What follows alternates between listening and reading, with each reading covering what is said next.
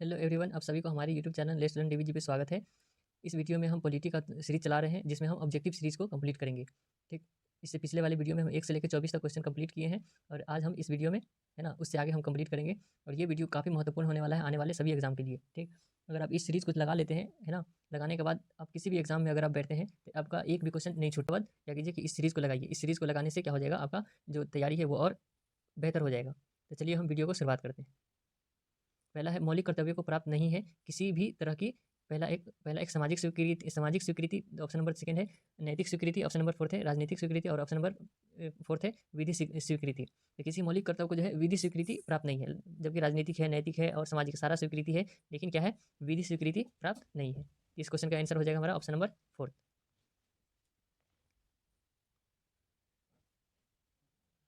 चलिए अगला प्रश्न पे चलते हैं।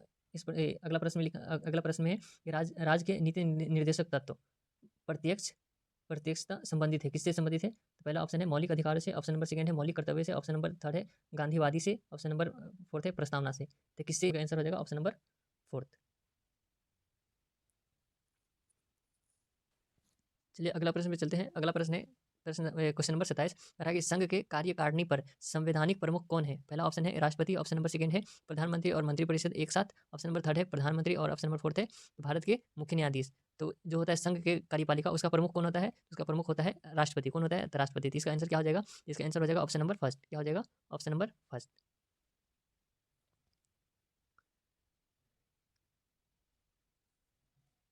चलिए अगला प्रश्न पे चलते हैं। अगला प्रश्न दिया हुआ है, क्या राष्ट्रपति एक मंत्री विशेष को हटा सकते हैं? ऑप्शन नंबर एक है नहीं, कभी नहीं। ऑप्शन नंबर सेकंड है केवल जब केवल जबकि प्रधानमंत्री ऐसी सलाह देते हैं। ऑप्शन नंबर फोर्थ है, ऑप्शन नंबर थर्ड है हाँ यदि राष्ट्रपति सोचते हैं कि मंत्री अयोग्य है। ऑप्शन नंबर फोर्थ है यह स्पष्ट नहीं है कि राष्ट्रपति ऐसा कर सकते हैं। इसका इसका आंसर क्या हो जाएगा? इसका आंसर हो जाएगा ऑप्शन नंबर सेकंड, केवल जबकि प्रधानमंत्री ऐसी सलाह देते हैं, है ना, प्रधानमंत्री जब तक सलाह नहीं देंगे तब तक नहीं हटा सकते हैं। इसका आंसर क्या हो जाएगा? इसका आंसर हो जाएगा ऑप्शन नंबर सेकंड। चलिए अगला प्रश्न हम देखते हैं।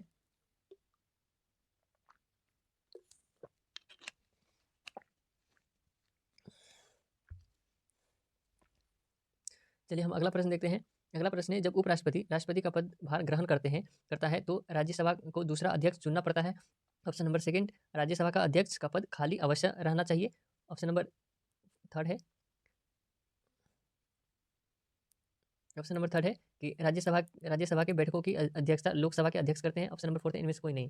तो जब राष्ट्रपति, है ना, जब राष्ट्रपति का पद उपराष्ट्रपति ग्रहण करते हैं, क्या होता है कि जब राष्ट्रपति का पद उपराष्ट्रपति ग्रहण करते हैं तो उस समय क्या होता है कि उपराष्ट्रपति का जो है पद, राज्यसभा उपराष्ट्रपति क्या होता है? राज्यसभा का सभापति होता है। तो वो खाली ही रहेगा, है ना, उसको दूसरा चुना नहीं होता है, वो इलेक्शन से ही अब आएगा। ठीक, तो क्या हो जाएगा इस प्रश्न का आंसर हो जाएगा ऑप्शन नंबर सेकंड, राज्यसभा का अध्यक्ष पद खाली अवश्य रहना चाहिए।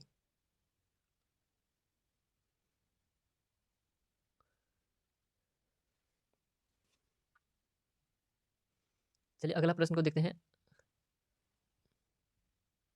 अगला प्रश्न है, निम्नलिखित में से कौन भारतीय न्यायपालिका का विशिष्ट अभिलक्षण नहीं है? कौन नहीं है? ऑप्शन नंबर एक है कि यह स्वतंत्र एवं मुक्त होता है। ऑप्शन नंबर सेकंड है संविधान का अंतिम व्याख्याकार है। ऑप्शन नंबर थर्ड है एक एकल समन्वित तंत्र है। ऑप्शन नंबर फोर्थ है यह सर्वोच्च विधि निर्मात्री संस्था है। तो क्या हो जाएगा? ये सर्वोच्च विधि निर्मात्री संस्था है। कौन सा? तो वो भारत का जो न्यायपालिका है वो सर्वोच्च है ना, और सर्वोच्च विधि के लिए है, सर्वोच्च, है ना, और निर्मात्री संस्था है, विधि निर्मात्री संस्था। तो क्या हो जाएगा इस प्रश्न का आंसर हो जाएगा ऑप्शन नंबर फोर्थ।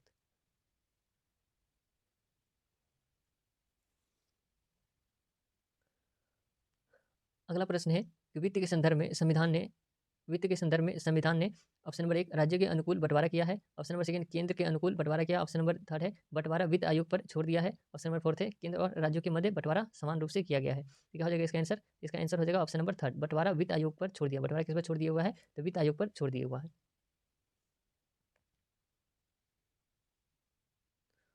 प्रश्न संख्या 32 में दिया गया, ग्राम सभा का सदस्य सामान्यतः कौन होता है? ऑप्शन नंबर एक है कि संबंधित ग्रामों के परिवारों के मुखिया के गण। ऑप्शन नंबर एक है संबंधित ग्रामों के समस्त मतदाता। ऑप्शन नंबर थर्ड है ग्रामों के समस्त वयस्क पुरुषन। ऑप्शन नंबर फोर्थ है नामित सदस्य गण। तो क्या है ऑप्शन, क्वेश्चन नंबर क्या है? तो क्वेश्चन है कि ग्राम सभा के सदस्य है ना, वो सामान्यतः कौन होता है? तो ग्राम सभा का जो सदस्य होगा वो सदस्य होता है संबंधित ग्रामों के समस्त मतदाता, जितने भी मतदाता है वो सारे के सारे क्या हो जाएगा? तो ग्राम सभा का सदस्य होगा।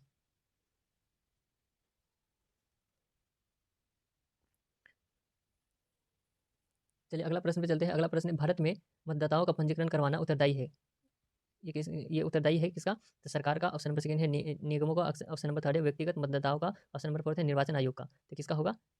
किसका ये है उत्तरदायी है? तो निर्वाचन आयोग का। ठीक।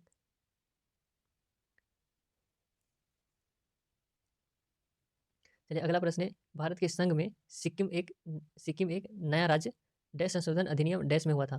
तो सिक्किम जो है नया राज्य जो बना था वो कौन सा संशोधन के तहत बना था? तो 36वें संविधान संशोधन और अधिनियम कब आया था? तो अधिनियम 1975 में। कब आया था? तो 1975 में। तो इसका आंसर क्या हो जाएगा? तो ऑप्शन नंबर थर्ड।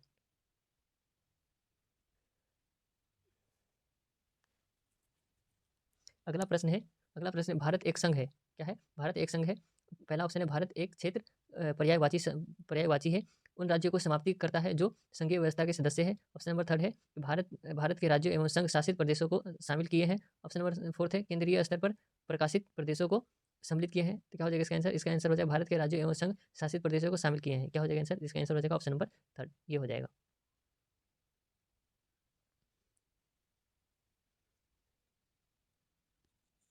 चलिए अगला प्रश्न को देखते हैं। अगला प्रश्न है शीर्षक शीर्षक स्वतंत्रता का अधिकार शीर्षक स्वतंत्रता का अधिकार में वर्णित अधिकार सम्मिलित नहीं किया गया है। तो कौन सा अधिकार सम्मिलित नहीं किया गया है? तो ऑप्शन नंबर एक है कुछ मामलों में गिरफ्तारी एवं निरोध के बचाव, इसको शामिल नहीं किया गया है। ऑप्शन नंबर सेकंड है भारत एवं अभिव्यक्ति की स्वतंत्रता, इसको। या फिर ऑप्शन नंबर थर्ड है जीवन एवं वैयक्तिक स्वतंत्रता का बचाव। ऑप्शन नंबर फोर है विवेक की स्वतंत्रता। तो किसको शामिल नहीं किया गया है? तो इसमें क्या हो जाएगा आंसर? तो आंसर हो जाएगा ऑप्शन नंबर फोर, है ना, विवेक की स्वतंत्रता को शामिल नहीं किया गया।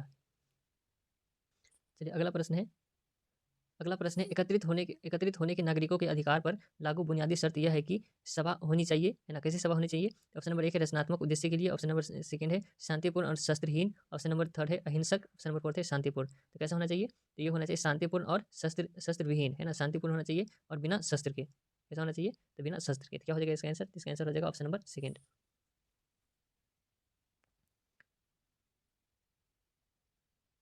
चलिए अगला प्रश्न देखते हैं। अगला प्रश्न है कि भारतीय संविधान घोषणा करता है कि जीवन और स्वतंत्रता की रक्षा केवल केवल विधि द्वारा प्रक्रिया के अनुरूप ही वापस ली जा सकती है, या फिर किसी किसी दशा में वापस नहीं ली जा सकती है। ऑप्शन नंबर थर्ड है राष्ट्रपति के आदेश से आपातकाल के समय वापस ली जा सकती है। ऑप्शन नंबर फोर्थ है इनमें से कोई नहीं। तो क्या हो जाएगा इसका आंसर? इसका आंसर हो जाएगा ऑप्शन नंबर फर्स्ट, केवल विधि द्वारा स्थापित प्रक्रिया के अनुरूप वापस ली जा सकती है।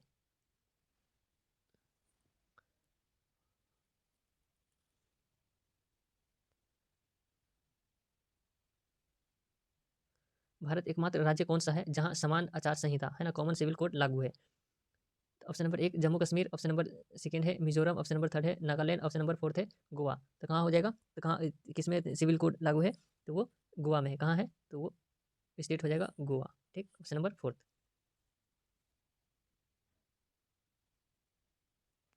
अगला प्रश्न है भारत में प्रधानमंत्री के कार्यकाल की अवधि कितनी कितनी है? ऑप्शन नंबर एक है 5 वर्ष। ऑप्शन नंबर सेकंड है जब तक लोकसभा में प्रधानमंत्री सबसे बड़े दल का नेता बना रहता है। ऑप्शन नंबर फोर्थ है या राष्ट्रपति के निर्देश पर निर्भर करता है। या फिर ऑप्शन नंबर फोर्थ है कि जब तक प्रधानमंत्री लोकसभा का विश्वास प्राप्त किया किया रहता है। तो कब तक रहेगा ये? तो ये रह सकता है जब तक प्रधानमंत्री लोकसभा का विश्वास प्राप्त, है ना, विश्वास प्राप्त किए रहता है, तब तक ये प्रधानमंत्री बन सक रहता है। तो क्या हो जाएगा आंसर? इसका आंसर हो जाएगा ऑप्शन नंबर फोर। देखिए यहाँ देखिए क्वेश्चन के फिर से पढ़िए। देखिए क्वेश्चन में कितना चेंजिंग किया गया है ना। कह रहा है कि भारत में प्रधानमंत्री के कार्यकाल की अवधि कितनी होती है। तो क्या हो जाएगा, इस क्वेश्चन में कंफ्यूज हो जाता है डायरेक्ट। कोई स्टूडेंट क्या करेगा, ऑप्शन नंबर फर्स्ट मार देगा 5 साल, है ना, 5 साल मार देगा। लेकिन क्या है इसका आंसर? इसका आंसर है कि जब तक प्रधानमंत्री लोकसभा का विश्वास प्राप्त किए रहता है, मतलब जब तक लोकसभा में उसका बहुमत रहती है, तब तक क्या रहता है, वो प्रधानमंत्री बन सकता है। चलिए अगला प्रश्न पे चलते हैं।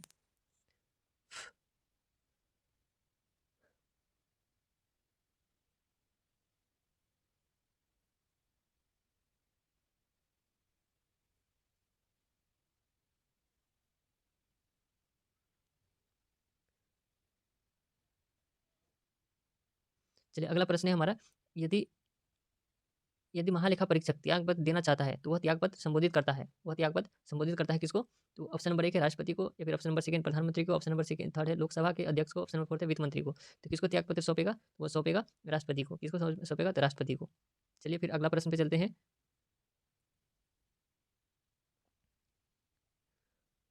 अगला प्रश्न है, सामान्यतः समस्त महत्वपूर्ण निर्णय लिए जाते हैं, किसके द्वारा लिए जाते हैं निर्णय?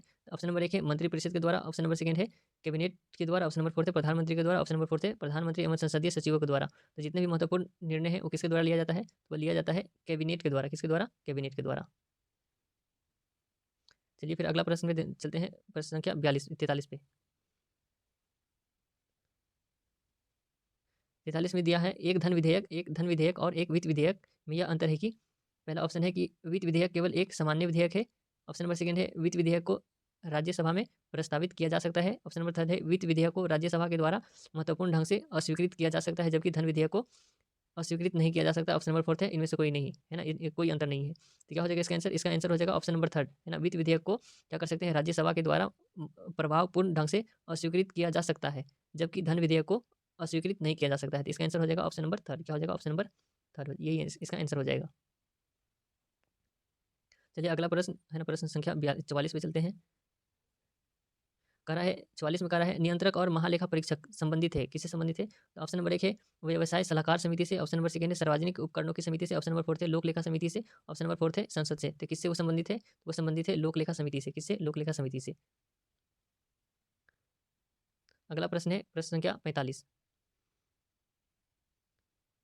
अगला प्रश्न है 45 नंबर में, कह रहा है कि आकस्मिकता निधि है ना, आकस्मिकता निधि को राष्ट्रपति कैसे व्यय कर सकता है? ऑप्शन नंबर 1 है कि राष्ट्रीय संकट संकट के समय, ऑप्शन नंबर 2 है संसदीय स्वीकृति के बाद, ऑप्शन नंबर 3 है संसदीय स्वीकृति के पूर्व, ऑप्शन नंबर 4 है व्यय नहीं कर सकता है। तो क्या हो जाएगा आंसर? इसका आंसर हो जाएगा कि संसदीय स्वीकृति से पूर्व। क्या हो जाएगा इसका आंसर? इसका आंसर हो जाएगा संसदीय स्वीकृति से पूर्व, पहले।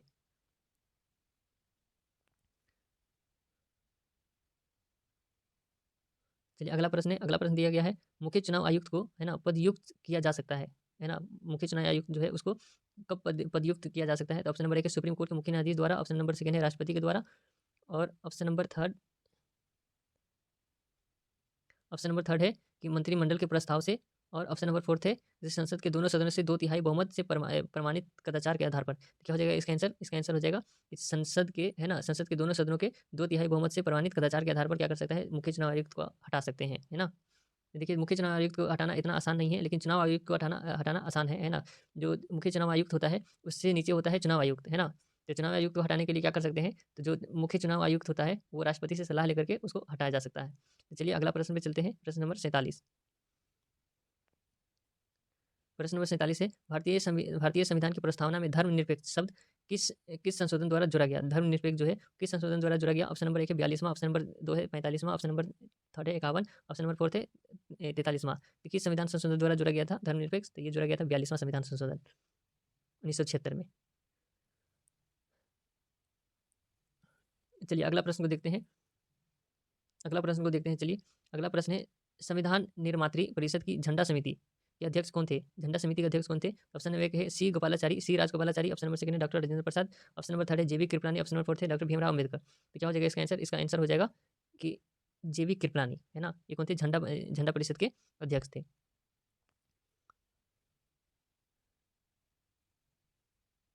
चलिए चलिए अगला क्वेश्चन देखते हैं, प्रश्न संख्या 49। इसमें कहा गया है, सोलिसिटर जनरल निम्नलिखित में से क्या होता है?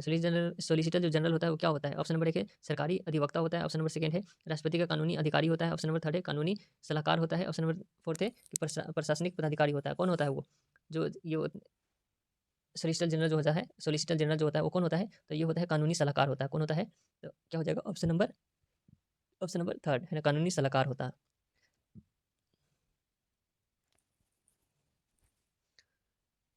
चलिए अगला प्रश्न को देखते हैं। अगला प्रश्न है, भारतीय संविधान में अवशिष्ट शक्तियाँ निम्नलिखित में से अवशिष्ट शक्तियाँ किसमें सन्निहित है? जो अवशिष्ट शक्तियाँ हैं वो किसके पास है? पहला नंबर है ऑप्शन है राष्ट्रपति, दूसरा ऑप्शन है राज्य, तीसरा ऑप्शन है केंद्रीय मंत्रिमंडल, और ऑप्शन नंबर 4 है संसद को। तो अवशिष्ट शक्ति जो है वो किसके पास है उसके पावर? तो वो पावर है संसद के पास। ठीक। चलिए अगला प्रश्न है प्रश्न नंबर 51 कि राज्य के नीति निर्देशक तत्वों के सिद्धांत निम्नलिखित अनुच्छेदों में से कौन सा अंतर्राष्ट्रीय शांति और सुरक्षा से संबंधित है? तो ऑप्शन नंबर 1 है 51, ऑप्शन नंबर अनुच्छेद 51, अनुच्छेद 48, अनुच्छेद 42 और अनुच्छेद 39A। तो कौन है जो अंतर्राष्ट्रीय शांति बनाए रखने के लिए कहता है? कौन सा अनुच्छेद? तो अनुच्छेद 51, है ना। ये अंतर्राष्ट्रीय शांति की बात करता है ये।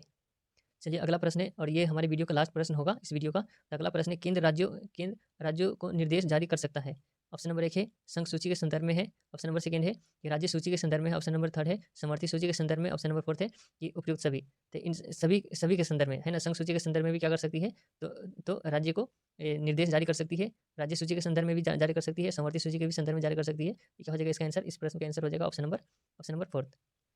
ठीक, तो चलिए ये हमारा वीडियो यहीं पर कंप्लीट होता है। अगर आप इससे पहले वाले वीडियो को नहीं देखे हैं तो उसको देख लीजिए। इस सीरीज़ में हम लगभग 1000 से ऊपर हम प्रश्न करवा देंगे। इतना प्रश्न करवा देंगे, आप इतना प्रैक्टिस हो जाएगा कि आप किसी भी एग्जाम में बैठेंगे तो एक भी प्रश्न नहीं छूटेगा। चलिए वीडियो को खत्म करते हैं, तब तक के लिए धन्यवाद। अगर हमारे चैनल पर नए हैं तो चैनल को सब्सक्राइब भी कर लीजिए, है ना? चलिए बहुत-बहुत धन्यवाद।